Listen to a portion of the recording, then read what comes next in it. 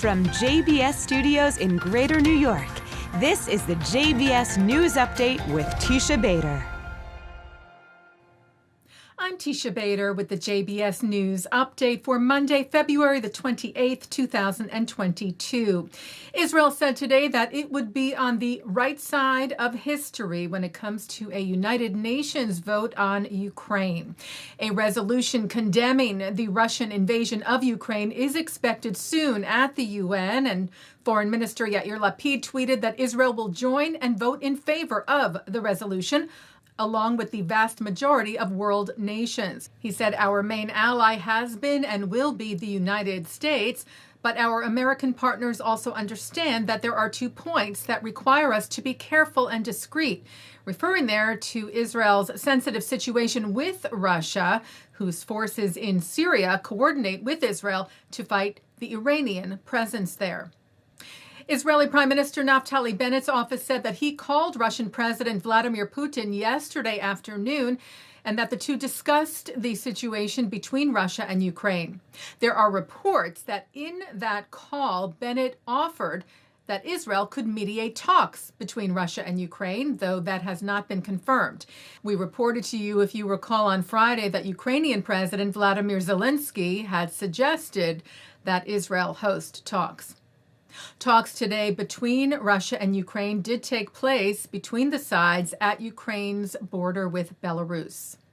Israel, meanwhile, is airlifting supplies to Ukraine. In a video message, Prime Minister Bennett said that in the next 2 days, a plane will arrive in Ukraine with 100 tons of Israeli humanitarian aid for the civilians in the combat zones. It will include water purification kits, medical equipment, drugs, tents, blankets, sleeping bags, and additional equipment. The UJA Federation of New York tweeted that its leadership met last night and approved an emergency grant of up to $3 million to support Ukraine's Jewish community. The funds will be directed to and distributed by partnering organizations on the ground in Ukraine, like the JDC, the American Jewish Joint Distribution Committee, as well as the Jewish Agency, Project Kesher, and the Afia Foundation. Turning now to some other news, the Times of Israel reports that Prime Minister Bennett met today with leaders of the reform and conservative movements of North America and of Israel. Relations between the groups and the Israeli government have been strained for several years over issues like Robinson's Arch, the egalitarian section at the Kotel, the Western Wall, still being stalled. Knesset members Alon Tal and Gilad Kariv, who himself is a Reform rabbi, also took part in the meeting, which was said to have been a positive one. The Republican Jewish Coalition shared its outrage over 2 fellow Republicans for taking part in an anti-Semitic white nationalist event Friday. The RJC said it condemns in the strongest possible terms Representative Marjorie Taylor Greene's appearance at the white nationalist America First Political Action Conference, or AFPAC, with Nazi sympathizer Nick Fuentes, writing, "It is appalling and outrageous that a member of Congress would share a platform with an individual who has actively spread anti-Semitic bile, mocked the Holocaust, and promoted dangerous anti-Israel conspiracy theories."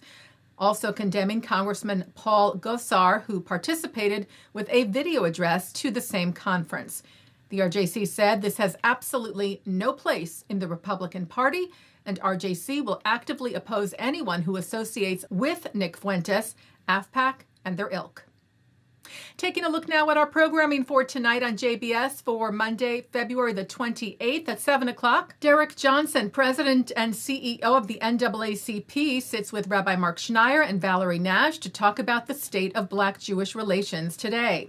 At 7:30, Director Morris Ben-Mayor talks about his new film, Queen Shoshana, which looks at the life of famed Israeli singer Shoshana Damari. That's on Jewish Cinematheque with Eric Goldman. At 8 on the new JBS program In the Spotlight, Shachar Azani speaks with Amir Avivi, who discusses Israeli security and his work with Israel's Defense and Security Forum, the organization he founded to serve as a nonpartisan bridge between Israeli military expertise and Washington policymakers.